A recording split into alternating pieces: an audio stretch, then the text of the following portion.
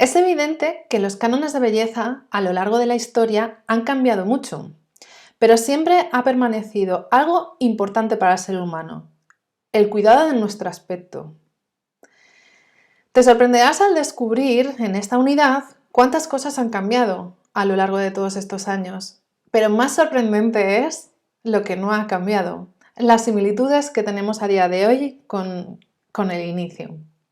Por esa misma razón creíamos importante tener esta pequeña unidad de repaso de toda la evolución que hemos tenido como humanidad desde el inicio hasta nuestros días, y te invitamos a descubrirlo. Vamos a ello. Al ser la primera unidad, creíamos conveniente hacer algo diferente. Entonces, os vamos a proponer el primer reto. Os vamos a proponer 5 preguntas para ver cuánto sabéis de la historia de cosmética, de la cosmética natural. Empezamos por la primera. Tomaros vuestro tiempo y apuntarlo en un papel. Al final del curso espero que vuestros comentarios y me digáis cuántas de estas 5 preguntas habéis acertado. La primera es sobre el origen. ¿Cuándo creéis que el hombre utilizó la cosmética por primera vez? Quizás sea en la Edad Media, en el Imperio Romano, en la época de los faraones o en la prehistoria. ¿Cuándo creéis? Tómate tu tiempo para responder. Pero os recuerdo, apuntarlo en un papel y luego me lo decís, por favor.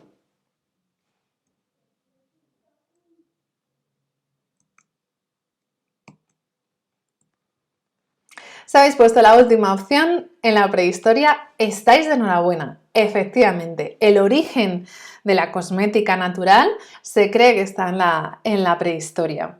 De hecho, se cree, los antropólogos creen, que desde el momento en el que el Homo sapiens tomó conciencia de su aspecto, ha sido fundamental a lo largo de la historia su cuidado. ¿Cuán importante es las primeras apariencias? Pues también lo era para nuestros primeros antepasados. Los antepasados prehistóricos utilizaban unas mezclas de hierbas y pigmentos con barros con diversos propósitos. Y los científicos creen que realmente no solo pintaban las paredes de las cuevas con diversos fines, sino también lo hacían pintándose cara y cuerpo. Así que, primer mito desvelado. Primer mito desvelado. Así que, primer mito desvelado. El origen de la cosmética natural se remonta a los Homo sapiens, a la prehistoria. ¿Cuál será el siguiente mito que quitaremos? ¿Cuál será el siguiente mito que desvelaremos? Vamos a por la siguiente pregunta. En este caso, os voy a preguntar sobre una moda que no deja de sorprenderme: el cuidado de las cejas. Veremos cosas curiosas sobre cómo las asiáticas. Veremos a lo largo de este módulo algunas curiosidades sobre cómo se cuidaban las cejas en la antigüedad.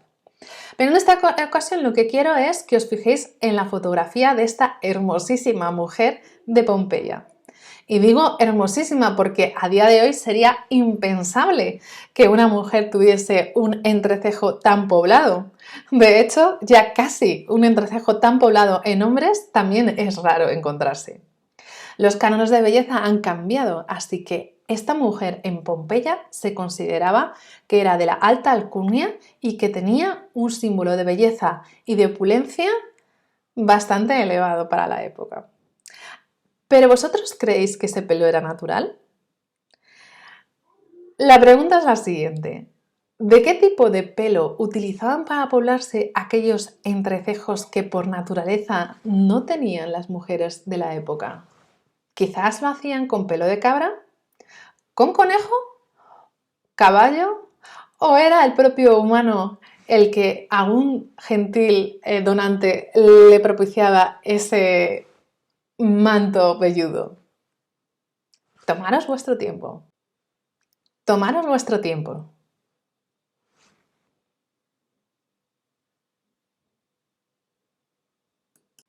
Pues sí, Efectivamente, lo utilizaban de pelo de cabra. Consideraban que era lo más parecido a lo que es nuestro pelo, que si os dais cuenta es muy grueso, muy corto, y era lo más parecido y natural para generar ese efecto e impacto en aquella sociedad. Así que nada, ya sabéis, pelo de cabra. Aquí va nuestra tercera pregunta de nuestro reto. El filtro solar natural, el más antiguo. Los antiguos egipcios se protegían del sol con un principiante protector solar. Los antiguos egipcios se protegían del sol con un principiante protector solar. El extremo frío, el extremo calor y las tormentas de arena hacían la necesidad de que se tuviesen que cubrir el rostro y que de alguna manera se tuviese que proteger su piel para evitar el envejecimiento precoz. Pero, ¿de dónde creéis que usaban los ingredientes de ese incipiente filtro solar? Os doy varias opciones para poneroslo fácil. Cada vez se va a complicar más, aviso, las preguntas. De la mezcla de pigmentos rojos y anaranjados de la tierra, del pez cebra, del hipopótamo, de todos los anteriores. Os doy también vuestro tiempo para contestar. Tómate tu tiempo para responder, pero por favor, hazlo, porque así las clases serán mucho más dinámicas. Los filtros solares existen en la naturaleza. De hecho, hay especies que han evolucionado de tal manera que sobreviven en condiciones extremas. Por ejemplo, los peces cebras, que aquí veis una muestra de esos peces, los hipopótamos y una especie de camaleón, son ejemplos que producen de forma natural un potente filtro solar para protegerse de las condiciones medioambientales que tienen en su hábitat. Un estudio reciente de la revista iLife descubrió que algunos peces, aves, anfibios y reptiles tienen en su genética un componente que hace que produzca diversos compuestos que actúa absorbiendo el filtro solar dañino, por ejemplo en la radiación ultravioleta, y la disipa en forma de calor. Esa disipación en forma de calor en alguna de esas especies es necesaria para poder hacer la digestión o asimilar los nutrientes que necesitan. Así que realmente es una defensa del medio y además la convierten en un beneficio propio. Creo que es un buen ejemplo para poderse fijar y producir una cosmética de alta gama, ¿por qué no? Cuarta pregunta de nuestro reto. ¿De qué época es el perfume más antiguo del mundo? Esta, os aviso, es una pregunta trampa. A ver si no caéis en la tentación. Varias opciones, como siempre. En la época de los egipcios, quizás fueron ellos los inventores. En la antigua Roma. En la Ilustración. O quizás ha sido en el siglo XIX con la revolución industrial y con el auge de los cosméticos franceses. Lo dicho, tomaros el tiempo que necesitéis.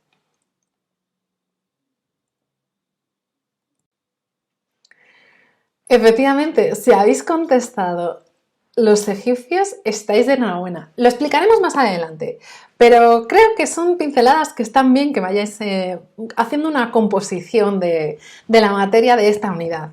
Los egipcios realmente son los considerados los padres y madres de la cosmética como la conocemos a día de hoy.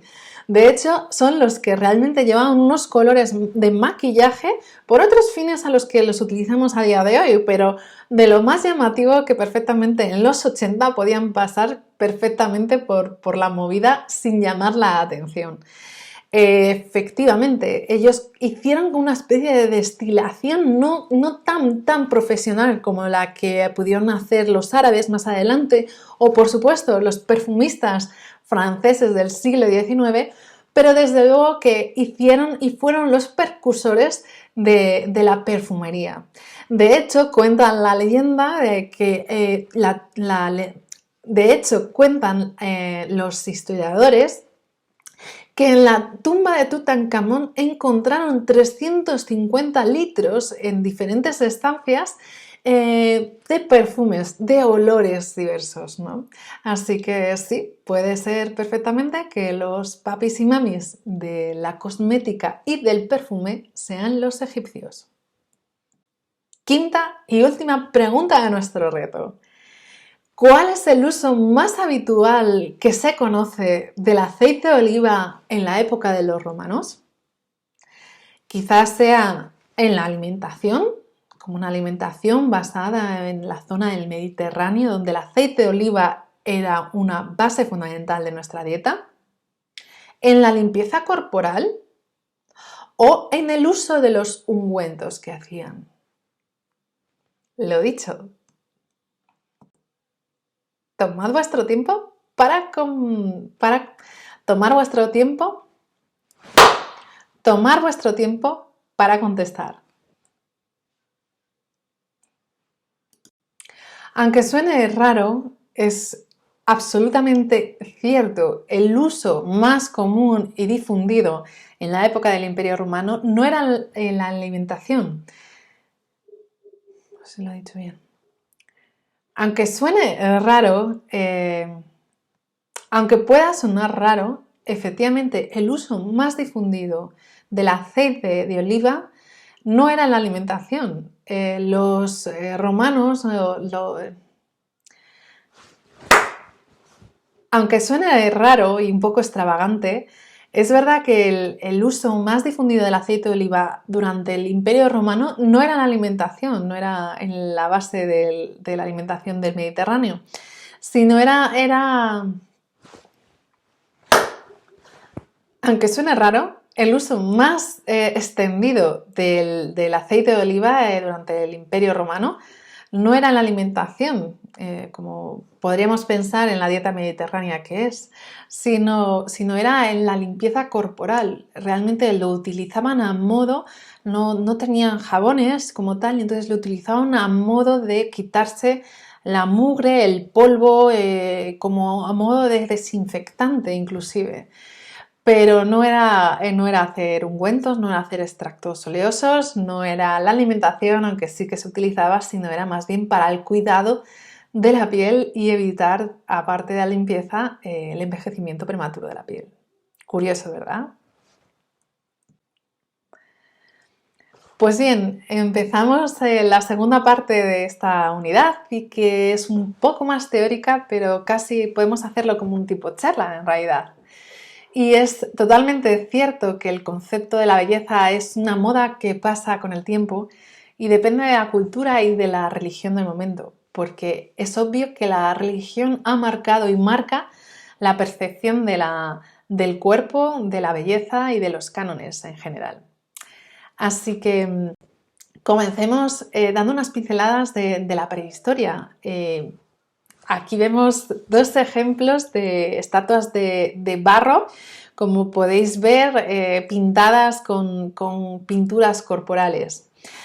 En la prehistoria ya conocían y usaban el maquillaje, aunque no se sabe muy bien cuál era su finalidad, pero sí que creen los antropólogos que lo utilizaban, aunque sí que creen los antropólogos que lo utilizaban para realzar la belleza, ¿no? Para celebrar quizás a lo mejor alguno de los actos más importantes, como eran los actos fúnebres, o para iniciar algún tipo de ritual. Según se deduce de las interpretaciones de las pinturas rupestres, las mujeres en el Paleolítico ya coloreaban diferentes partes de su cuerpo con un marrón rojizo, quizás mezcla de hierbas y de arcillas, y uno de los ejemplos podría ser estas dos figuras, que podrían ser cómo se verían aquellas mujeres y hombres. Sin embargo, como hemos avanzado en el inicio, los egipcios realmente es cuando se da un salto cualitativo y cuantitativo en el uso e investigación en la cosmética. Los museos de egiptología recogen la importancia que tenía la cosmética para los egipcios.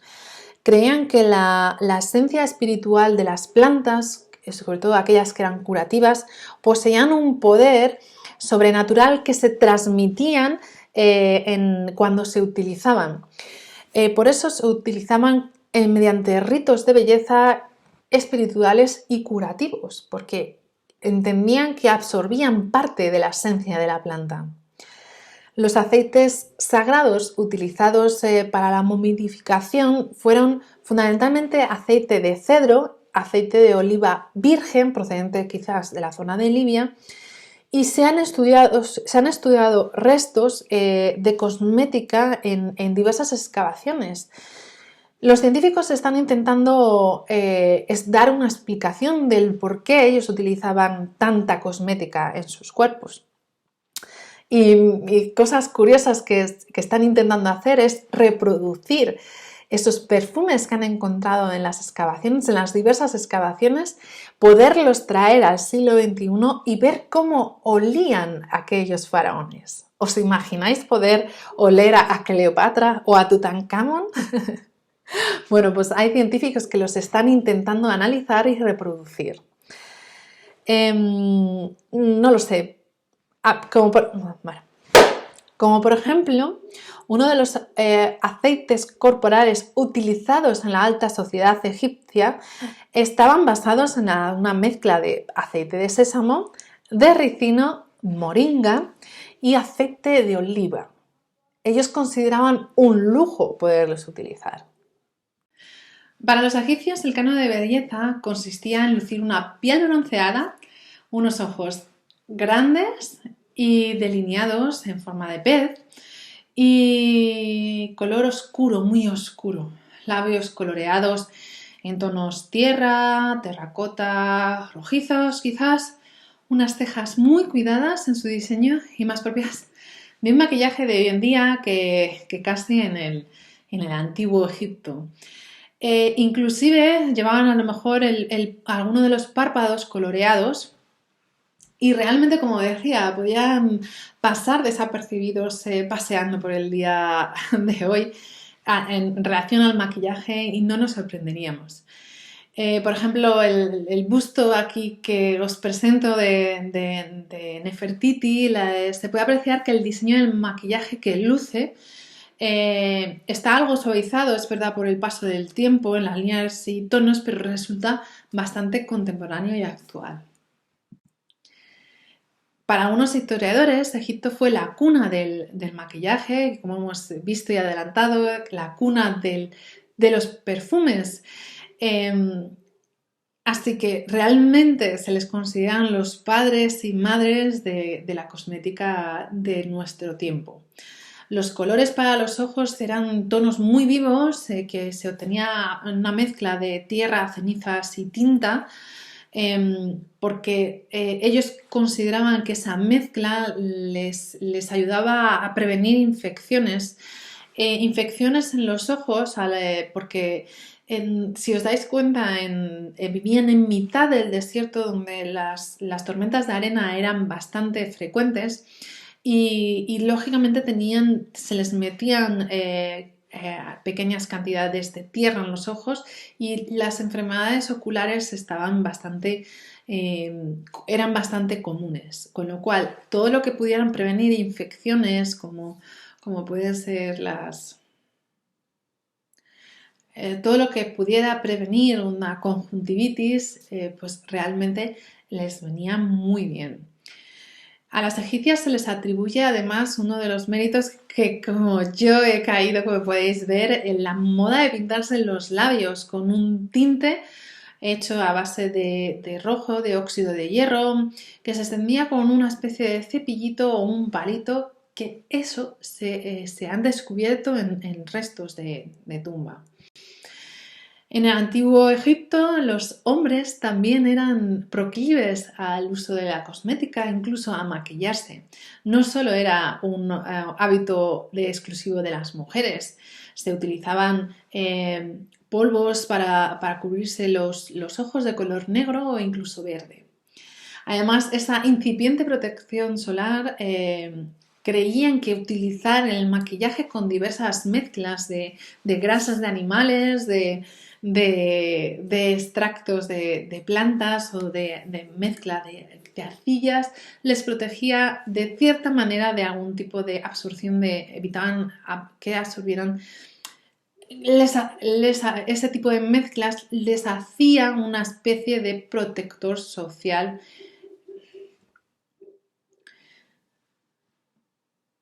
Además, pensaban que el uso de cosmética en la piel les hacía protegerse del sol. Utilizaban mezclas de grasas, como hemos visto anteriormente en las preguntas reto del inicio, y creían que les protegía de alguna manera del perjuicio del que les podía hacer ese sol del desierto. Además, se cree que el nol negro, que es una mezcla de galena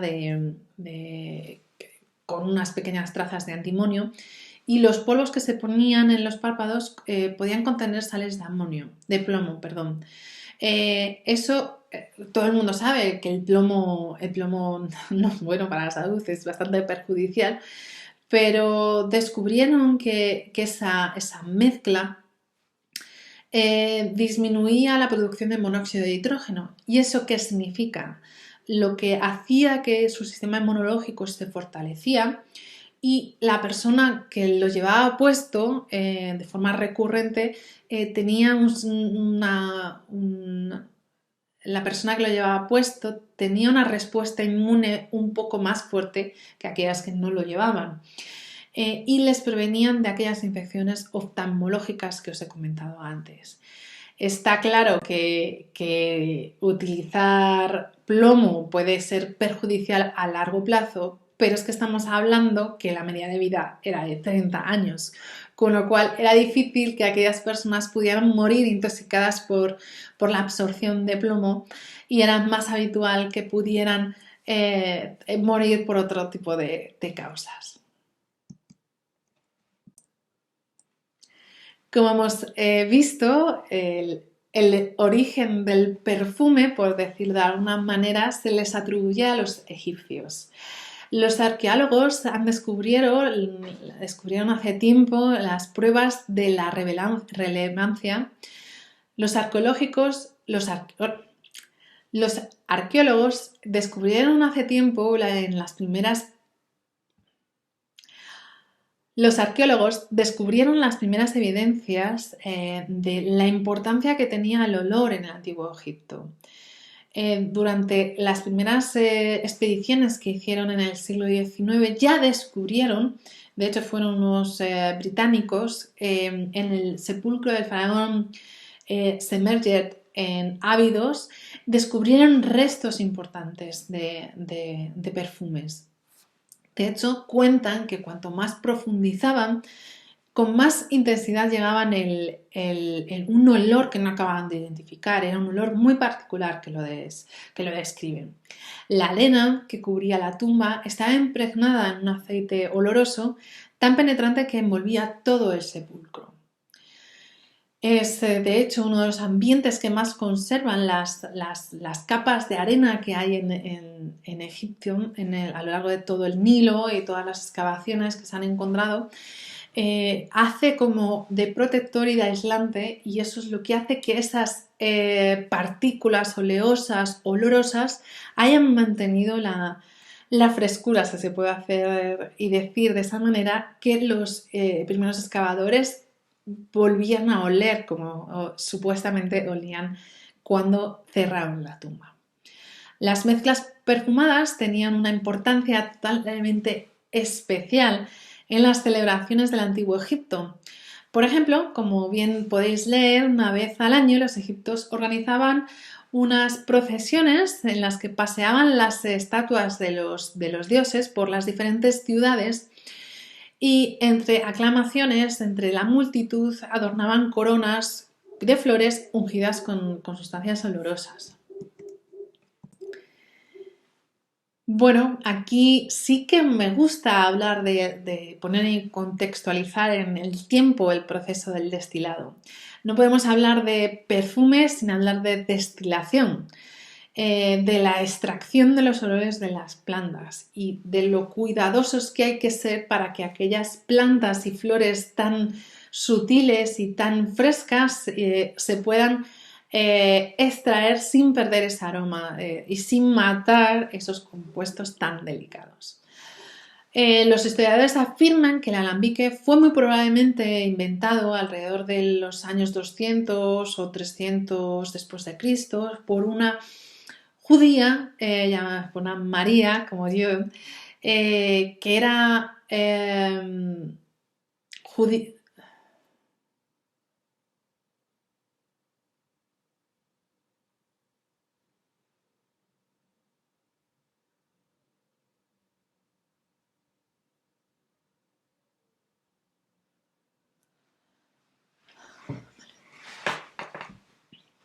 Los historiadores afirman que el alambique fue muy probablemente inventado alrededor del año 200 o 300 después de Cristo y fue inventado, no se sabe muy bien por quién, sino por una judía llamada María o por Zosimo de Panoplia, que era una alquimista egipto cuya hermana Teoseba inventó muchos modelos de alambiques y condensadores de reflujo.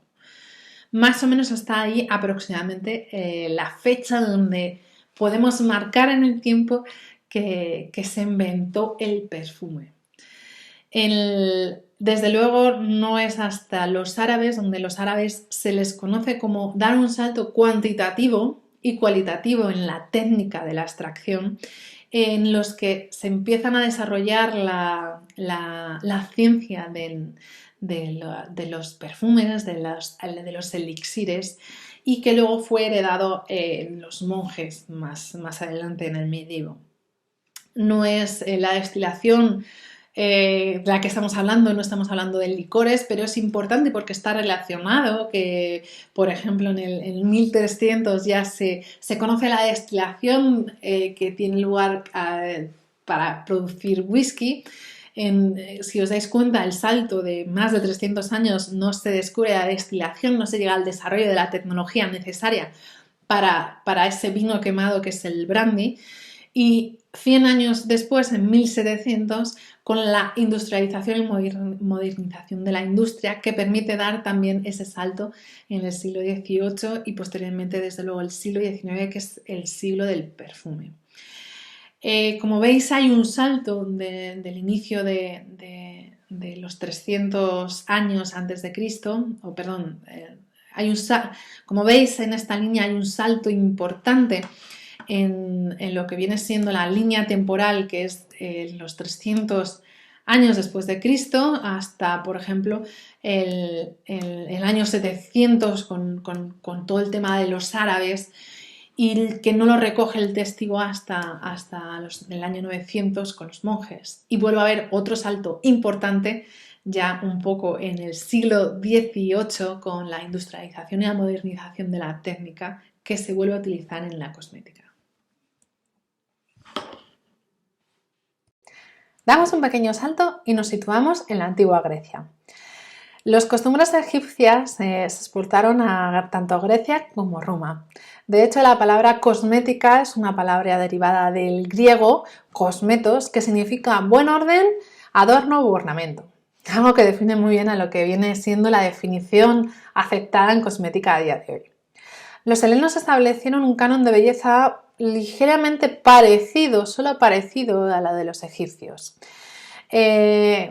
Como representación está la Venus del río Nilo de Botticelli. Se consideraba una mujer que tenía que estar íntegramente depilada, como los egipcios, y eso significaba un signo de juventud. Y por la noche se ungían o se untaban entero de ungüentos oleosos de resinas de ciprés, que os sonará del antiguo Egipto, de cedro y de incienso.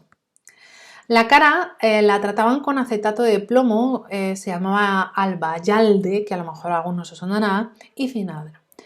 Empezamos a heredar compuestos derivados del plomo, cosa que será habitual a lo largo de la historia. La otra cultura que acoge los conocimientos de Egipto es la cultura romana, el Imperio Romano, o lo que es lo mismo la antigua Roma. Fue creada en el 753 a.C. y su declive al final fue en el 530 después de Cristo, con lo cual hablar de la antigua Roma o del Imperio Romano abarca varios siglos de la historia, entonces hay que ponerlo en su contexto. Vamos a hablar de algunas pinceladas y algunas generalidades más habituales en relación a la cosmética. Las damas que vivían en la antigua Roma estaban repletas de eventos sociales donde tenía que ir una mujer cuidada, donde su imagen era muy importante para la sociedad. Tenía que ir perfectamente peinada, los tocados tenían que ser espectaculares, bien puestos, el maquillaje tenía que ir acorde para literalmente lucirse y brillar en aquellos eventos sociales de la antigua Roma. El canon romano de belleza retrataba a unas mujeres con la piel muy blanca y de mejillas sonrosadas. Uno de los ejemplos puede ser esta pintura que os muestro, en el cual refleja, como muchas veces se ha reflejado a lo largo de la historia, que una piel muy blanca significa o es sinónimo de alta alcurnia y desde luego de una clase social que no está expuesta al sol, y con lo cual significa que no está expuesta al trabajo como tal. Con lo cual se distinguían dos tipos de mujeres, las que trabajaban en el campo, al campo o al aire libre, y las que no, con lo cual las que no es que tenían más dinero.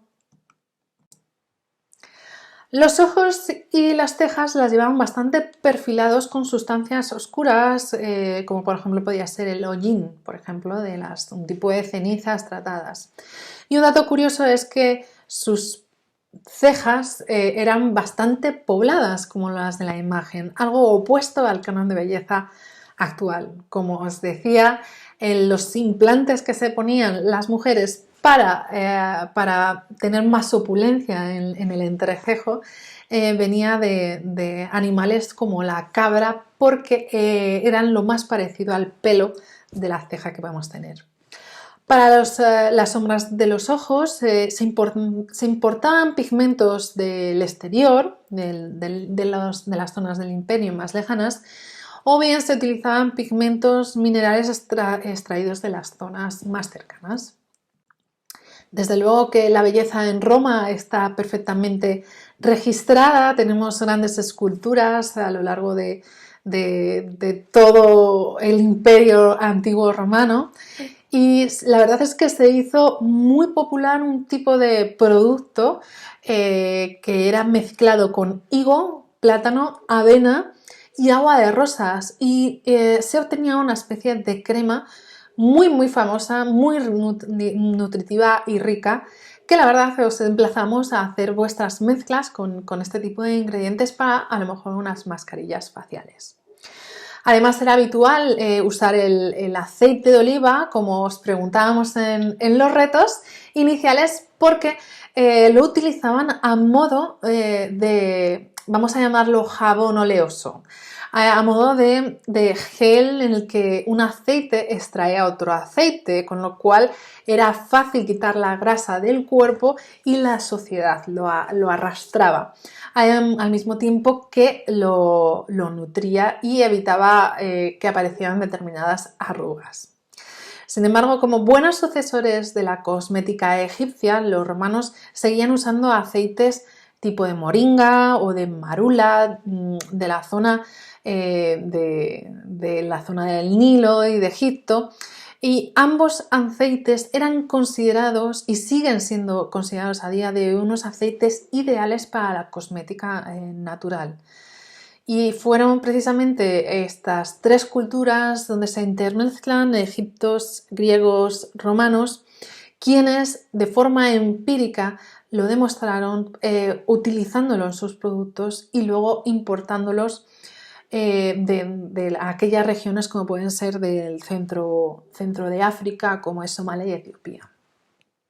Es importantísimo, no podría pasar de alto esta unidad de historia en el cual en ningún momento hasta ahora mismo he empleado la palabra crema, sino rebobinad y lo veréis. Pero sin embargo no es como tal una crema porque no hay un emulsionante, pero los romanos empiezan a hacer una emulsión tipo crema, ¿vale? Es lo que se denomina a día de hoy cold cream. ¿Qué significa? Bueno, pues en aquella época se le atribuye a Galeno la invención de este tipo de crema. Era una crema a base de agua, de rosas, como hemos dicho, aceite de almendras y cera de abejas. La cera de abejas lo estudiaremos en la unidad de materias primas y aunque veréis muchísimas recetas en internet en el cual consideran la cera de abeja como un emulsionante, es decir, aquel compuesto en el que yo utilizo para unir grasas, como sería el aceite de almendras, agua de rosas, si yo agito mucho, puede que consiga con la agitación que se me unan, pero como son dos fases tan diferentes, acabarán desenlazándose y separándose las fases. Para que eso no ocurra y podamos tener esa emulsión o esa mayonesa, por decirlo de alguna manera, que son las cremas, necesitamos un tercer elemento que haga que se peguen las dos fases y que tengamos la textura tipo crema que tanto nos gusta. Pues esos son emulsionantes. Y es verdad que la cera podría ayudar a ligar estas dos fases, pero no se considera como tal. Sin embargo, por eso lo llamamos que era los primeros a ese Galeno, en el que utilizaba ese tercer componente que hacía falta para fusionar esas dos fases y hacer ese incipiente crema que se llama cold cream, que a día de hoy, la verdad, es una crema muy buena, muy nutritiva, muy oclusiva y es apto para pieles muy secas. Nos movemos un poquito en la historia y nos centraremos ahora una pequeña píldora de la belleza en la cultura israelí. ¿Dónde nos situamos? Pues alrededor del Mar Muerto.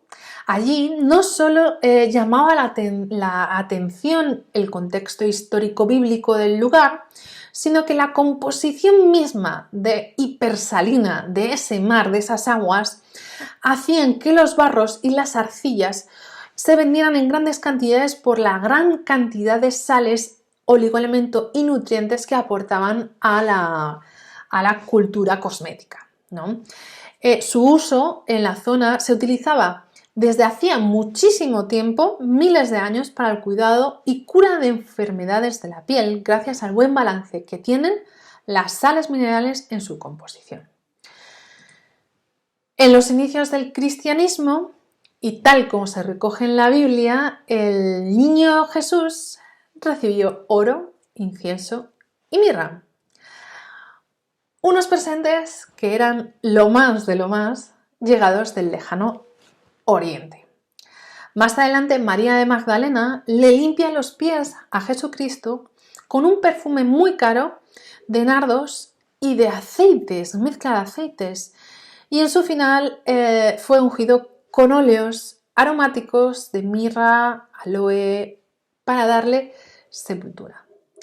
Es decir, la cosmética está también reflejada en uno de los libros de historia más antiguos que puede ser considerada la Biblia. Allí hay grandes referencias a aceites que tienen un papel muy importante en la cultura cristiana y en los perfumes. No obstante, tras la destrucción, desgraciadamente la destrucción de la biblioteca de Alejandría, los saqueos a los diferentes archivos romanos a lo largo de la historia y el recién nacido cristianismo hará que los cánones de belleza y el cuidado al cuerpo se modifiquen. Es decir, ese culto al cuerpo que se hacían en los egipcios, en los romanos, en la época de Grecia, la religión cristiana hace que se modifique en el que la cultura sea más recatada, donde el culto al cuerpo no sea tanto, con lo cual cambiará la percepción de la cosmética. Sin embargo, no todo está perdido, no se queda en un estante, sino que la cultura de la cosmética sigue estando ahí, solo que para otros fines, es decir, se aplicará no tanto al cuerpo y a la belleza del cuerpo, sino a la cura y será heredado por los monjes, pero desde luego quien lo desarrollarán durante todo este tiempo serán los árabes. Antes de llegar a los árabes, a la época de desarrollo de aquellos destilados, vamos a pasar un poquito por Asia en esta época, durante la Edad Antigua, porque me ha resultado muy curioso mientras estaba preparando esta unidad, es un dato curioso de las cejas. Volvemos otra vez a las cejas, es que es muy curioso, no tanto en el cabello, sino se hace referencia al cuidado de las cejas, si os dais cuenta. Pues los habitantes de China fueron aún más lejos. Alrededor de los siglos II y III se puso de moda que las cejas tuvieran color, al menos en la corte de uno de los gobernantes de la época. El emperador les ordenó a todas sus esposas que usaran cejas de color verde-azul, como puede ser reflejo la imagen que tienen ustedes en la pantalla. Para cumplir la voluntad de su esposo, aquellas mujeres tenían que afeitarse las cejas existentes y luego dibujarlas nuevamente con pigmentos de unos tintes muy costosos que tenía que ser traído e importado de fuera. Esto no solo le daba al emperador el placer de contemplar a sus mujeres con su canon particular de belleza, sino que era una exhibición de prosperidad ante su pueblo, ya que solo él y solo aquellas personas muy ricas podían permitirse conseguir esos tintes para su mujer y conseguir que todas sus mujeres se afeitaran las cejas y pudieran teñirse de ese color. Volvemos un poco a los árabes, pero creo que era importante hacer ese paréntesis temporal. Si os dais cuenta, estamos haciendo un recorrido a lo largo de la historia. Entonces, a veces hablaremos de Asia, a veces hablaremos de Japón, como veis, y volvemos otra vez a los árabes. El legado de la cultura cosmética de los antiguos. Hago hincapié porque si recordáis ese cronograma que veíamos al principio, se hizo un desarrollo muy importante en la época de Egipto. No es hasta los árabes, ahora bien situados en los siglos, sobre todo fundamentalmente en los 936, como veis allí en el siglo VII al siglo VIII, donde hay un desarrollo otra vez cuantitativo, hay un salto en, por ejemplo, toda la elaboración de perfumes. Pero lo que más curioso es que si nosotros nos creemos al día de hoy que somos los inventores de los descubrimientos de la humanidad, nos daremos cuenta cada vez que estudiamos historia de la tecnología en el que realmente solo reinventamos muchas de las cosas. Entonces, bueno, veremos aquí, por ejemplo, que el Islam, volvemos otra vez a la religión, tiene gran influencia y explicación del por qué son los árabes quienes hacen ese salto cuantitativo en la ciencia y en el desarrollo de técnicas como son la evaporación y la extracción de aromas. Pues porque en el Islam se establece una serie de reglas básicas relativas a la pureza y limpieza, tanto espiritual como física.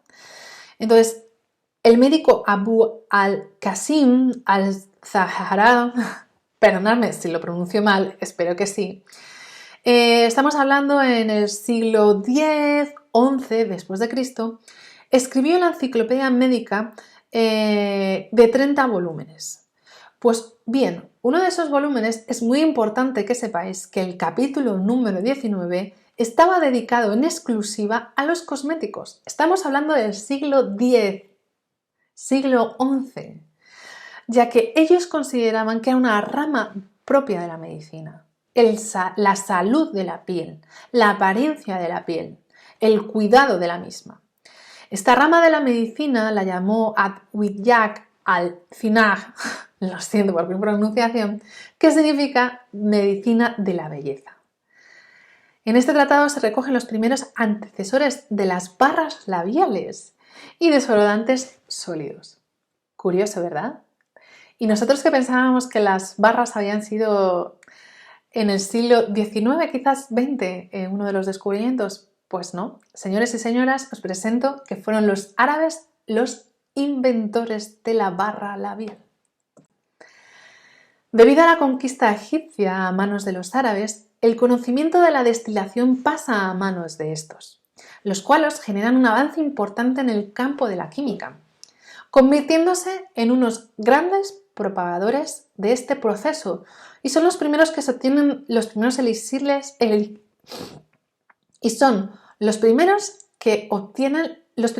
elixires a partir del vino.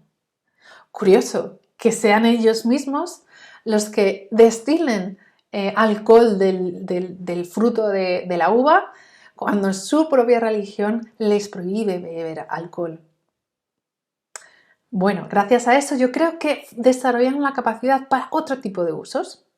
El mítico general Weber inventa en el siglo VIII el agua regia, una bebida destilada probablemente del jugo de la caña fermentado.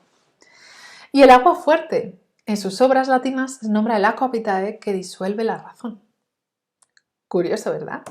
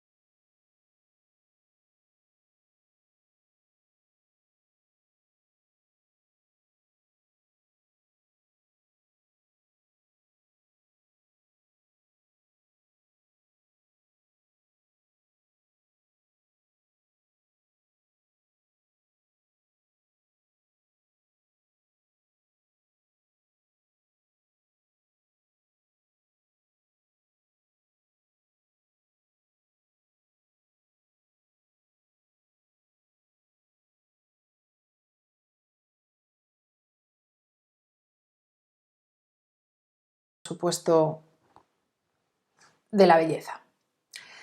En la Europa medieval es en la época del medievo donde Europa empieza a decaer. Las ciudades surgen, los castillos y monasterios son fortificados, como un ejemplo podéis ver en la fotografía. La cultura del conocimiento recae y se preservan en las bibliotecas de los monasterios como cunas del conocimiento. No es hasta el año 1100 cuando aparece el primer tratado cosmético per se de la historia, en la que se recogieron 96 plantas de uso cosmético.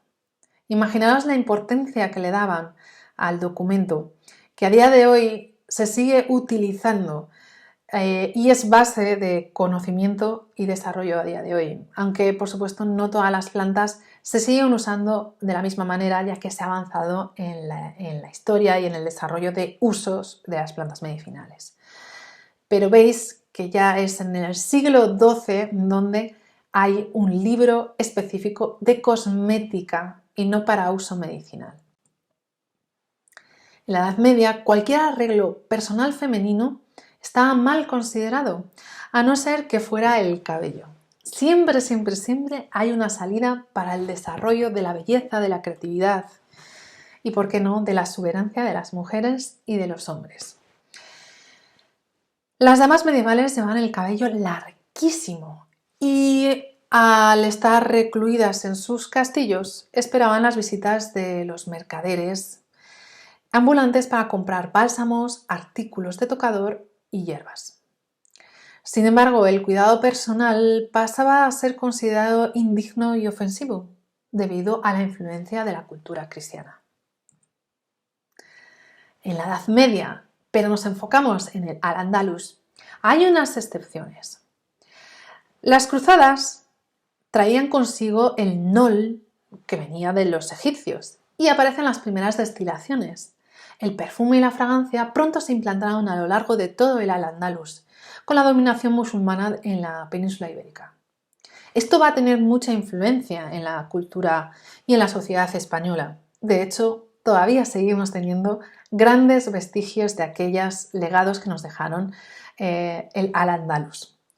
Los más prestigiosos perfumistas no estaban situados en Francia, estaban situados en Granada, eran procedentes de Granada. España se convivió durante mucho tiempo comunidades judías, musulmanas y cristianas, y eso generó una cultura muy rica debido a la diversidad. La influencia de las dos primeras, la judía y la árabe, trajeron los baños purificadores y sus perfumes tuvo un gran impacto e importante en las mujeres cristianas españolas. De hecho, fue tal el impacto que años después se consideraba que las mujeres españolas eran las mujeres que mejor olían de toda Europa. Y era precisamente porque siguen, y yo creo que seguimos, teniendo la cultura del baño y del perfume como algo habitual en nosotros. Los conocimientos musulmanes traspasaron los límites de España hasta el sur de Francia. El inicio de la perfumería moderna en Europa se data en Montpellier en el siglo XIV, cuando una disolución hidroalcohólica mezclada con romero hizo que los aromas se concentraran aún más y se puso de moda gracias a la reina consorte de Hungría, porque era un aroma que hasta el día de hoy no era tan intenso y tan fresco. Damos otro pequeño gran salto. Nos vamos ahora a Japón. En Japón, durante el medievo, también seguía evolucionando la cosmética. Quizás nos estamos centrando más en Europa, pero no hay que olvidar que Asia y la zona de Japón fueron los grandes desarrolladores de tecnología. En Japón, en el medievo, utilizaban fundamentalmente pétalos de cártamo trituradas para pintar las cejas, los bordes de los ojos y los labios. El polvo de arroz lo utilizaban para blanquear sus rostros y también la espalda, porque consideraban un signo de belleza. Debían de ser mucho más inteligentes que los europeos, al menos tener más conocimiento en química, porque en vez de utilizar derivados del plomo, utilizaban derivados del arroz, cosa mucho más saludable. Las mujeres chinas, durante las dinastías de Tang y Ming, en el siglo VII y hasta el siglo XVII, usaban de forma abundante las fragancias. No solo lo usaban en sus cuerpos, sino para también perfumar la ropa y las casas y así los templos. De hecho, si vamos a cualquier templo asiático, lo primero que nos impregna es el olor que tienen dentro. De China importó aceite de sésamo con olor de jazmín de la India, agua de rosas de Persia, compuestos aromáticos de Indonesia como los clavos, el benjuí, el jengibre, la nuez moscada y el patchouli, porque eran grandes consumidores de estas especies. Las mujeres de la India no usaban jabón, pero sí que usaban una crema germicida a base de cúrcuma, harina de trigo o cáscara, todo ello mezclado con un poquito de leche para eliminar las células muertas. Aquí vuelvo a hacer inciso, no es una crema, no hay un emulsionante, es ni siquiera ungüento, es que era una pasta que lo utilizaban para arrastrar las células muertas, arrastrar la suciedad, gracias a esa harina de trigo con restos de cáscaras y simplemente su cáscara.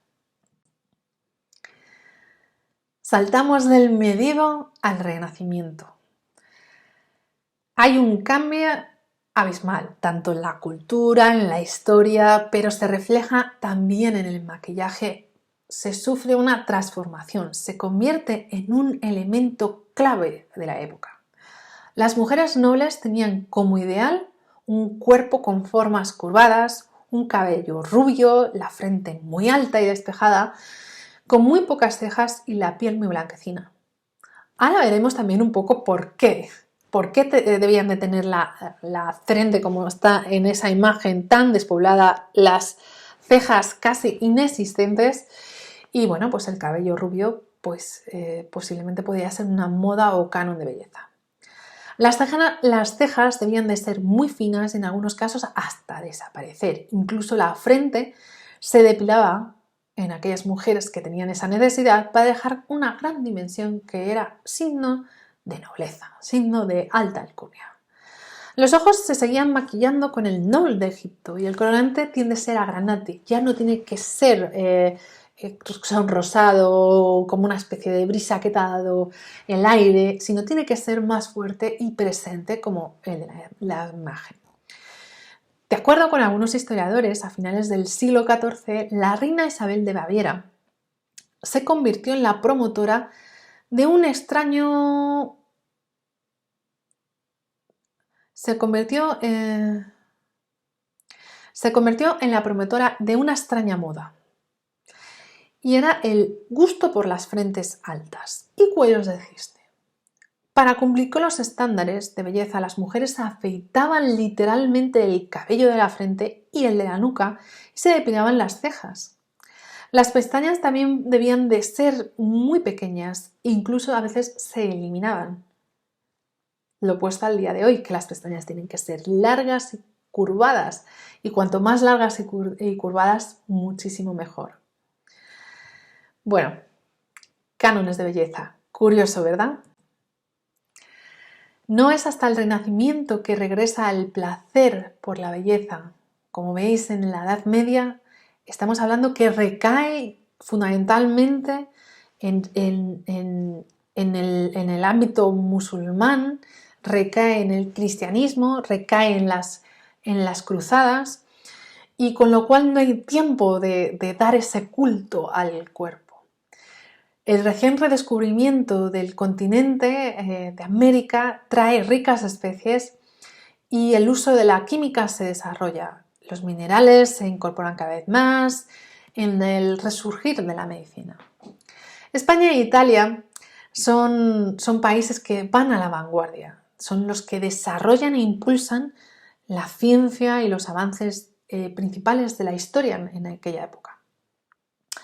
Incluso nuestro gran literata Cervantes recoge entre sus obras varias referentes de la cosmética de su época, ya que era el reflejo de la importancia que tenía en la sociedad. En el siglo XV nació la moda del cabello rubio, y para lograr un dorado como el que viene en la fotografía, se cubría con unas hojas, con unas mezclas de hierbas, y así tenían que estar las mujeres durante 2 días. Pero no acababa ahí. Luego se lavaba la primera mezcla y se aplicaba una segunda que se quitaba solo al 4.º día. Es decir, estaban más o menos una semana las mujeres para teñir sus cabellos, igual que hoy, en el que como mucho estamos 2-3 horas en la peluquería para salir estupendas y con un color que podemos elegir el que sea. Cabe destacar que, Inglaterra en el siglo XVI tiene también su importancia a nivel cosmético. Las mujeres en el Imperio Romano usaban maquillaje de plomo, como bien sabéis, para aclarar sus pieles, para blanquearse el rostro, y en el siglo XVI, desgraciadamente, también las nobles inglesas lo ponen de moda y adoptan esa costumbre como algo exquisito y algo de la alta sociedad. Uno de los personajes más famosos que utilizó ese maquillaje a base de plomo fue la reina Isabel I, quien lo aplicaba para cubrir cicatrices que tenía por la viruela que había sufrido. La mezcla de plomo y vinagre lo único que hacía era, supuestamente alisar el cutis, y lo utilizaba bastante. Lo que hacía, pues imaginaros, poner una capa de plomo y de vinagre que lo que hacía era empeorar aún más las cicatrices que tenía, y lo que era empeoraba cada vez más su estado y se iba poniendo más y más cantidad. Hemos dicho en anteriores transparencias que estaba de moda tener una frente muy despejada, las cejas casi no existían y aquellas mujeres se depilaban para estar a la altura de las circunstancias. Pues bien, estamos hablando de que había una reina que era una de las primeras influencers, que pone de moda utilizar ese ungüento, y uno de los efectos secundarios que tienen es la caída del cabello, que si os dais cuenta, si te lo ponías en la frente, cada vez más ibas poniendo en contacto el cabello con un ungüento que hace que se te caiga el pelo. Si te caían las cejas, posiblemente tuviera pérdida de cabello y putrefacción dental. Así que una moda impuesta quizás por un efecto negativo de una medicina mal utilizada.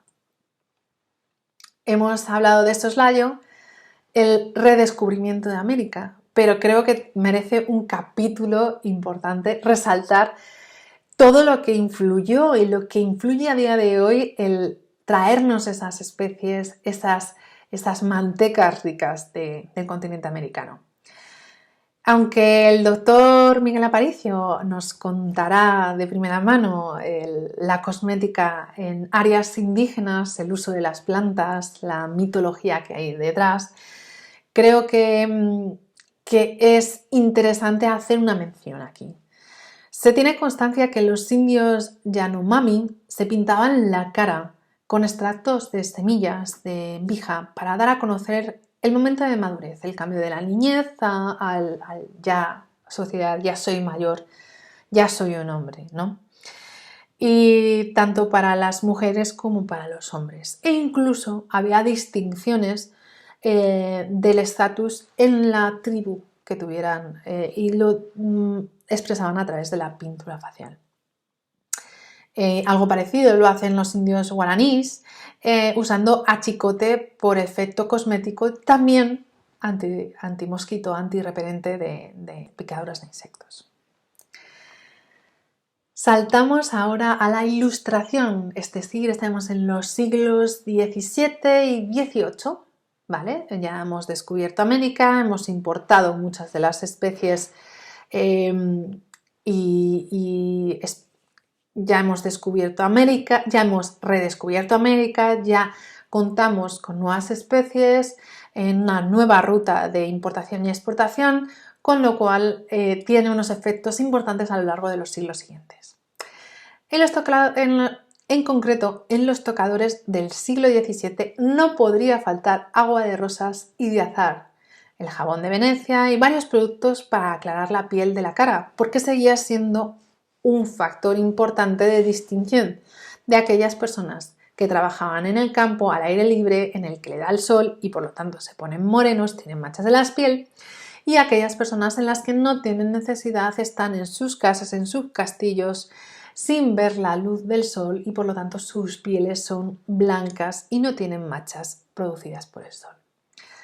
En Europa comienza a ser extendido una vez más en las clases sociales más altas el uso de una técnica de esmaltado facial con, ahora incorporamos el arsénico a la mezcla del plomo. Ya no solo es un veneno, sino dos venenos utilizados en aquella sociedad. Eso sí, estaban blanquísimas. La moda de la piel muy blanca llegó a su apogeo en la Inglaterra del siglo XVIII para lucir lo más blancas posibles. Las mujeres recurrían a medios muy exóticos como estiércol seco de caballo o su propia orina para aclararlo. Curioso, ¿verdad? ¿Os imagináis ahora poniendo un poquito de extracto en nuestra piel? Por muy natural que sean, yo por favor no, gracias.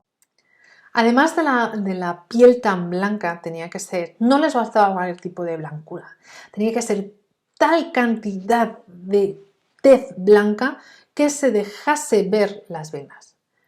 Con lo cual no todo el mundo tenía un tipo de piel tan fina, con lo cual aquellas mujeres y aquellos hombres debían de maquillarse las venas con un lápiz de color azul para dibujarse que eran tan blancos que se veían a través de esa piel tan blanca y translúcida sus venas.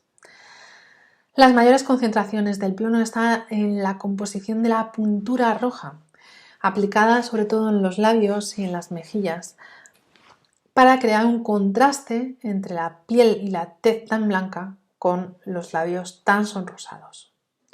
Con lo cual era una combinación altamente tóxica, una mezcla de arsénico y de plomo para la cara y fundamentalmente el alto contenido en plomo que tenían esas pinturas en los labios, que además, si os dais cuenta, están en contacto con nuestras mucosas, la saliva, y lo podemos incluso ingerir. Dejamos de un lado los compuestos a base de arsénico y de plomo utilizados en los siglos XVII, fundamentalmente XVII y XVIII, a adentrarnos a finales del siglo XVIII y principios del XIX con un salto cuantitativo y cualitativo. Es decir, se crea el alambique y lo que hace este artefacto es modernizar la técnica del destilado actual. Además, se desarrollan varios alambiques que permiten hacer la técnica en semicontinuo y en continuo, con lo cual hace que la industria química de esa época se pueda hacer más rápidamente y hacer un escalado todavía mayor. Esto tiene su importancia, ya que va muy ligado la extracción de olores del desarrollo de la perfumería, por decirlo de alguna manera, a la cosmetología. Al mismo modo, hay un antes y un después también en la industria del jabón.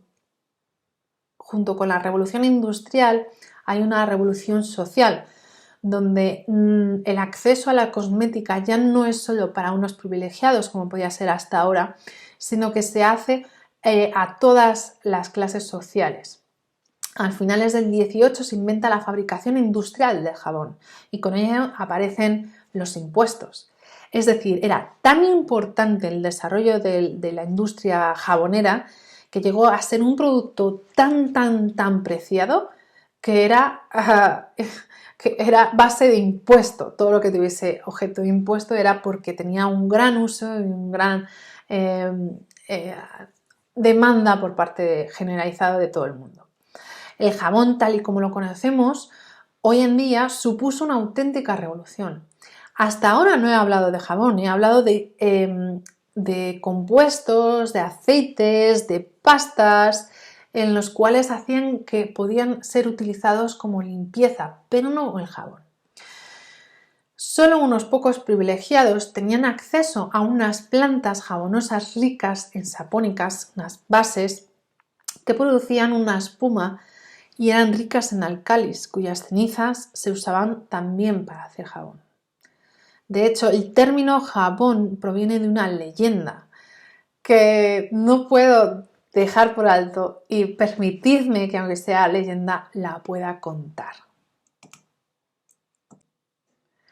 La leyenda del monte de Sapo.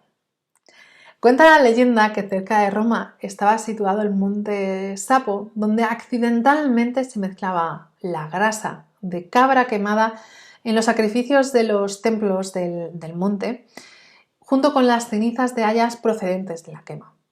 Todo eso mezclado, esa grasa con esas cenizas, eran arrastrados al río donde las mujeres lavaban la ropa. Pues aquellas mujeres mágicamente eran en el sitio donde salía la ropa más limpia, más blanca y conseguían unos resultados excelentes. ¿Por qué creéis que la ropa del monte de Sapo salía tan blanca? Porque en realidad, aunque no era nadie consciente de lo que estaba ocurriendo, la mezcla de las grasas más los álcalis presentes en las cenizas, se obtiene una mezcla, un jabón que atrapa las partículas de grasa de suciedad del tejido, las disuelve, vamos a llamarlo así, y las elimina. Es decir, estaban haciendo un jabón incipiente a base de grasas, de cenizas y de agua, con lo cual era la perfecta lavadora que podían tener en aquellos momentos. Bueno, eso se descubrió, se profesionalizó y se industrializó y se puso al alcance de todo el mundo. Bueno, como no podía ser de otra manera, el desarrollo de una industria de extracción o de evaporación a través del alambique generó unos nuevos desarrollos en la perfumería. En el siglo XVIII se crea la primera agua de colonia o el primer perfume como tal, como lo conocemos a día de hoy, y fueron unas monjas florentinas. La llamaban el agua de Colonia o de Toliet, o ellas la llamaban el agua de Regina. porque era un agua para su virgen, para su reina, ¿no? Está elaborada a base de extractos de bergamota, ese olor tan fresco y tan característico que puede tener el agua de Colonia. Pues las fundadoras y las que desarrollaron ese agua, esa primera colonia, realmente fueron ellas. Pero la fama, como bien sabéis, no se la llevan estas monjas, sino lo llevan su posterior quien compra la fórmula, que fue un boticario italiano en el que fabricó la fragancia en Colonia en 1729. Aunque os he comentado que el origen del agua de Colonia o el agua perfumada es de unas monjas italianas, en realidad lo registró el boticario llamado Juan María Farina. Y lo registró, con lo cual es el perfume más antiguo del mundo, registrado, ¿vale? El agua de Colonia original contiene entre un 4 y un 8% de aceites esenciales diluido en un alcohol, que en este caso es un etanol. Y fue creada en Colonia y de ahí viene el nombre de agua de Colonia, en Alemania. Entonces, ¿actualmente qué se considera agua de Colonia? Bueno, pues tenemos la definición, que es un compuesto perfumado en el que la proporción de aceites esenciales y el solvente de origen orgánico, vegetal, alcohol diluido en agua, sea mayor del 5% y menor del 10%. Es decir, que esté, por lo que estamos diciendo, entre un 5 y un 10% de aceites esenciales diluidos en agua y alcohol. Desde el 27 de abril de 1939, se ha reglamentado en Alemania la definición genérica de agua de Colonia y se considera oficialmente a partir de esa fecha que un agua de Colonia debe ser fabricada con un volumen del 70% de alcohol etílico y determinados tipos de perfumes. Ya no tiene que ser aceites esenciales, ¿vale? Pero sí que es verdad que hay otro tipo de definición de agua de Colonia doble en el cual indica que debe tener al menos un volumen de 77% de alcohol y el resto tiene que ser diferentes tipos de perfumes. La imagen que yo creo que se nos viene todos a la cabeza es el agua de Colonia de 4711, 4711, que es la original o la que queda a día de hoy. Bueno, pues como bien hemos explicado, la idea de las aguas perfumadas fue anterior a Farina, es el que realmente tiene la fama. Y los aceites esenciales, como bien hicieron las monjas italianas, están basadas, las de Farina, con aceites esenciales de limón, de naranja, de bergamota, de mandarina, de lima, de cedro, de pomelo y una serie de hierbas secretas en el que le da esa frescura y ese olor tan característico que a día de hoy sigue siendo una de las colonias más vendidas a día de hoy. Este agua perfumada es fabricada hasta la fecha de acuerdo a la receta original por la Casa Farina y se encuentra patentada como agua de Colonia. Los conocimientos de Farina en destilación de esencias, de procesos de maceración y extracción eran muy considerables, por eso consiguió un producto mucho más logrado y más fino que el de aquellas monjas italianas. Y la verdad es que fue fruto de la familia materna, ya que pues procedía de unos famosísimos perfumistas. Bueno, según Farina le recordaba a este perfume o a esta agua de Colonia aquellos amaneceres italianos de tal frío. Ahora bien, la marca más mundialmente conocida no es la de Farina, la de la casa Farina, sino realmente la que tenéis en la imagen, la de 4711, que no fue hasta 100 años después en la que su fábrica se puso en Colonia, después de que Farina hubiese patentado esta fórmula de derecho su fábrica en Colonia. El nombre 4711 debe su nombre a que en la calle en la que está, en Colonia, El número es el 47.711. Un nombre, pues la verdad es que ¿quién iba a pensar que iba a tener tanto enganche? Pero es altamente reconocido, el número de tu calle. Ahí lo dejo por si tenéis unas ideas luego para poner el nombre de vuestro producto. Dudéis, bueno, pues poner el número de vuestra calle.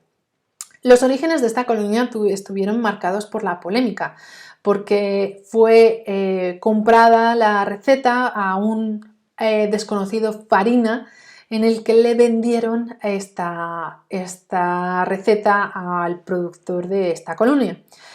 Sin embargo, la licencia de esta nueva receta fue invalidada porque no pudieron demostrar el origen de esta receta. Pero a día de hoy sigue siendo una de las más vendidas y la más conocida de Agua de Colonia. Estamos hablando de belleza, estamos hablando de cosmética, estamos hablando de cánones de belleza. Lógicamente no puedo pasar por alto uno de los mayores instrumentos que torturaron a las mujeres, efectos del canon de belleza. Hemos hablado de los efectos nocivos que podían tener las mezclas de arsénico y plomo en la piel de la época victoriana, en el que por tener una piel pálida realmente enfermaban e incluso morían o se quedaban sin dentadura. Pues la moda de los corsés llegó y su uso prolongado, lo que, sobre todo en la época de Catalina de Médici, en el que el canon de belleza era reducir la cintura inclusive a 33 centímetros, que si no sois conscientes de lo que sois, por favor, coger una regla y medir lo que es 33 centímetros, pues era reducir todo la cintura para ajustarse a unos cánones de belleza. Unos cánones de belleza en los cuales era muy peligroso porque hacía que se reorganizase la distribución de los intestinos, pues lógicamente para tener sitio, para poder literalmente hacer la digestión, respirar. Pues creo que esta imagen habla por sí sola de los efectos que puede tener la cosmética, la belleza y bueno, y realmente tenemos que pagar este precio. Obviando este tema, nos volvemos a situar en la belleza asiática. Estamos, os recuerdo, en el siglo XVIII y XIX y nos situamos en el país del sol naciente, de Japón. Si hablamos de maquillaje en Japón, lógicamente es uno de los más característicos a nivel mundial. No podemos pasar de alto la cosmética de las geishas, muy comunes en estos siglos, y aunque actualmente existen todavía. Tenían un distintivo maquillaje para potenciar sus rasgos y con cierta insinuación. Su maquillaje blanco cubría el rostro, cuello, pecho y manos con 2 o 3 áreas sin pintar, formando una W o una V cerca de la nuca, para acentuar esta zona erótica y una zona descubierta de la piel alrededor del pelo que creaba la ilusión de una máscara.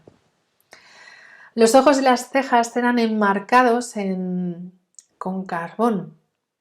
Las maiko, las aprendices de geisha, además usaban un rojo alrededor de los labios todavía para potenciar más esa blancura utilizada y puesta con polvos de arroz. Los labios eran pintados con una brocha pequeña simulando el contorno de los labios sensual en forma de corazón por arriba y muy redondo para parecer todavía más sensuales. Dejamos por fin el siglo XVIII y nos adentramos ya de lleno en el siglo XIX, en la Revolución Industrial.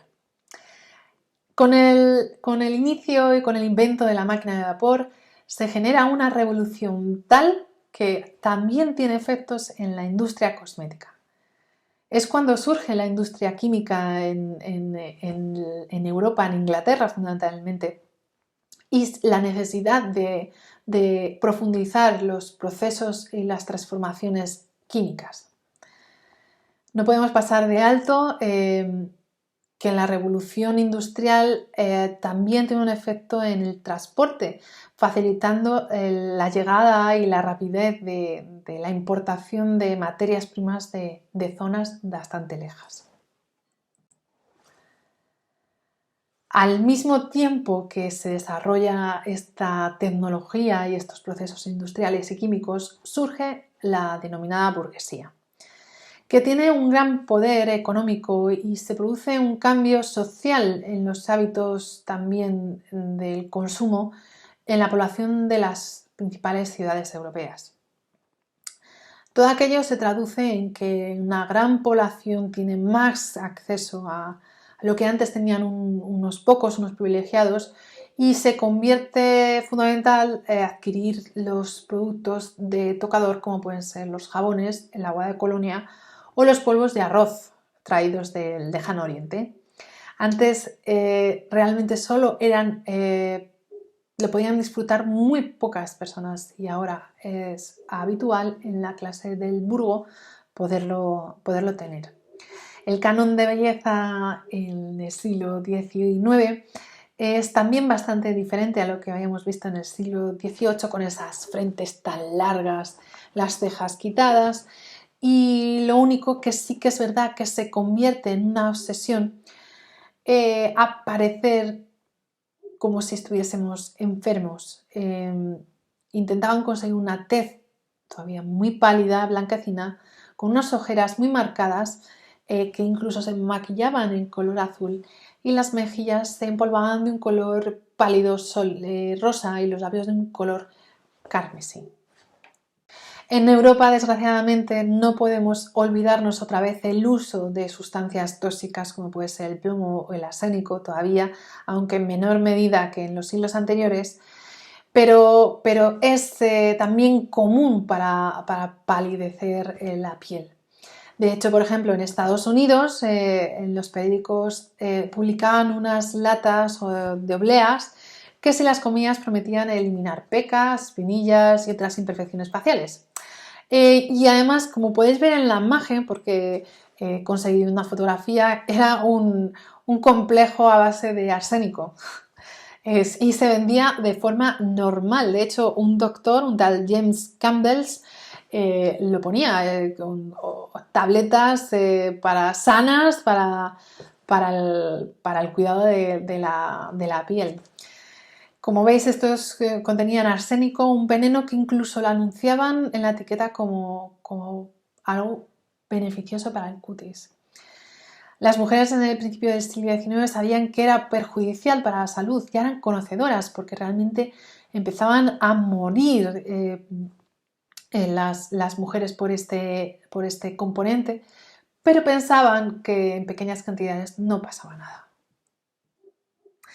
En España, las primeras grandes fábricas empiezan a surgir en el siglo XX, no es hasta el siglo XX que empiezan, a diferencia de Centro Europa, que las primeras industrias surgen en el XIX, como hemos visto en la Revolución Industrial, fundamentalmente en Inglaterra, Francia, Alemania. En España vamos un poquito más retrasados, pero hay marcas o casas como pueden ser Mirulla, Puig, Gal, con pues el agua de lavanda de Puig, el heno de Pravia, el Baron Dandy, son marcas que a día de hoy pues siguen estando presentes en nuestras estanterías de los supermercados. Utilizaban materia prima fundamentalmente de flores como la violeta, la flor de azagar, la lavanda, el clavel, y también a lo mejor extractos de hojas, tallos y cortezas y semillas. Pero no solo se centraban en temas de origen vegetal, sino también utilizaban materia prima de origen animal, como por ejemplo la mezcle, que es una sustancia de olor penetrante y desagradable que se utilizaba para los perfumistas y era capaz de fijar la persistencia de los olores en la piel. O unas glándulas internas del castor, que también se utilizaba como la mezcle, como fijadores de fragancias, estas sustancias, ¿vale? La industria cosmética ofrece un gran abanico de posibilidades en los productos de peluquería y de cosmética, y a raíz del desarrollo del cine y que como cultura popular, los cánones de belleza y cosméticas de todas las mujeres aspiraban a conseguir lo mismo que veían en la gran pantalla. Con lo cual las actrices juegan un papel fundamental a la hora de desarrollar la cosmética, los peinados, la estética, bueno, pues van a marcar fundamentalmente qué es lo que quieren las mujeres en el siglo XX. Lo que antes tardaban varios años, siglos en conseguir en la evolución de un canon de belleza, en el siglo XX y en el siglo XXI vamos por el mismo camino, es muy rápido, son ciclos de corto tiempo en el que vemos la evolución de un canon de belleza muy rápido. En los años 20-30 las mujeres eran muy glamurosas, cuidaban muchísimo su aspecto, volvemos a un maquillaje, un peinado exquisito, donde las pinturas y los ojos tienen un gran impacto y los labios están muy marcados. Sin embargo, por la época que marca las guerras, por ejemplo, mundiales, en los años 40 las mujeres, su introducción en el trabajo, en las fábricas, pues realmente se pierde color, el peinado suele ser recogido y con ondas precisamente por adaptarse a la sociedad de ese momento y a las circunstancias y medios que tenían al alcance. Es muy curioso que, por ejemplo, uno de los productos que más se vendía en la época de guerras, entre las dos guerras mundiales, fueron los labiales rojos. Y se cuenta que es por un motivo, porque como había escasez de productos, escasez de materiales, las mujeres ya no podían tener los vestidos llamativos, vistosos que podían tener o que les gustaba tener hasta ese momento, pero sí que podían adquirir un pequeño pintalabios en los cuales podían marcar un color y una distinción de glamour con simplemente aplicándose un poquito de color. Entonces, siempre es curioso que en épocas de crisis las mujeres no pueden adquirir los vestidos por ciertas circunstancias, sí que se incrementa el consumo de cosmética, sobre todo fundamentalmente labial. Yo me pongo un color y ya es como si estuviese estrenando un vestido o un color en mi vida.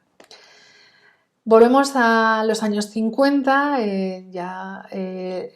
resurge el papel de la mujer como una mujer exuberante. Uno de los ejemplos claros puede ser Marilyn Monroe y el papel del cine juega un papel espectacular.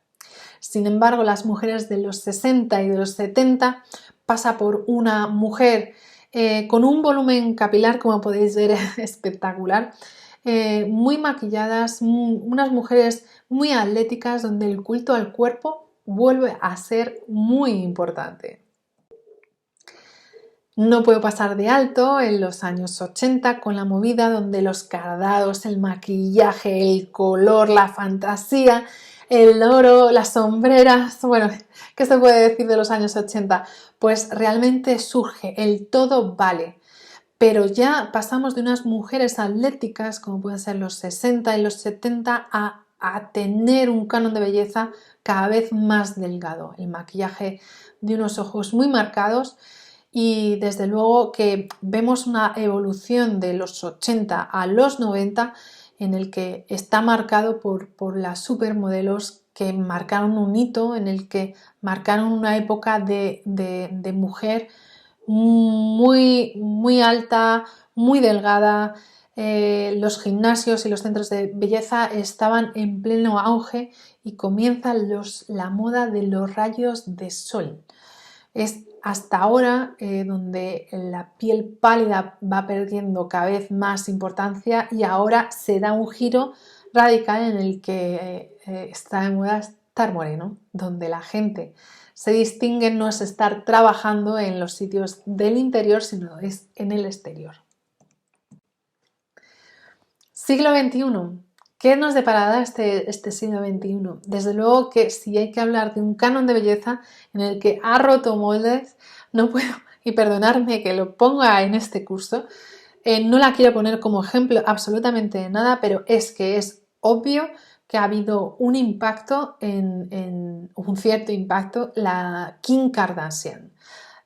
No para de atraer miradas con su arma más potente. Esto es copiado y pegado con algún ligero cambio de alguna de las revistas que hacían eco de esta revista, ¿no? En esta portada a esta persona se le ha pagado 70 millones de dólares simplemente por unas extensiones bastante localizadas, ¿no? Una campaña de publicidad en el que ha roto moldes y quizás estemos ante un cambio de paradigma de los cánones de belleza. Pero respiro porque yo espero que esté cada vez más en auge, que donde esté el canon de belleza es aquel en el que tengamos cada uno la naturalidad. Yo creo que estamos en un momento en el que la cosmética natural está de moda y como habéis visto la cosmética natural ha estado presente a lo largo de la historia. ¿Por qué no hacerla como canon de belleza del siglo XXI? El maquillaje se ha convertido en un elemento para embellecer y empoderar a las mujeres,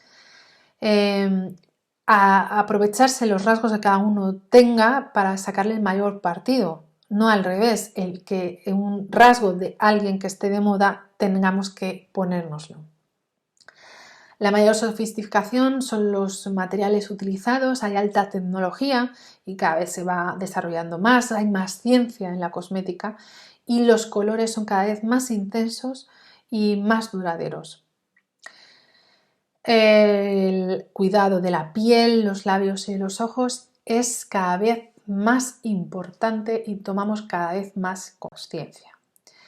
Aunque conscientemente me he referido a mujeres y la fotografía anterior era solo de mujeres, por favor entendedme que la cosmética natural cada vez, y gracias a Dios, está rompiendo barreras, no entiende de género.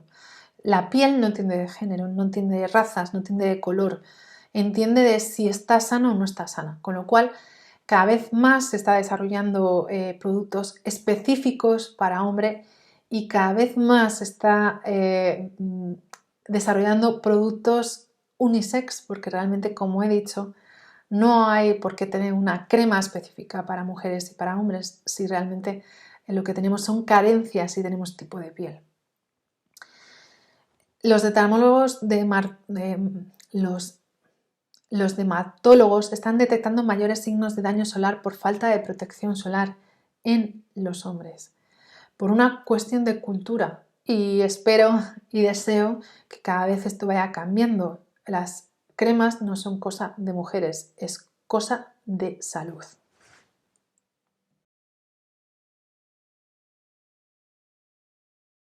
Y con esto hemos llegado al fin de la primera unidad del módulo 1.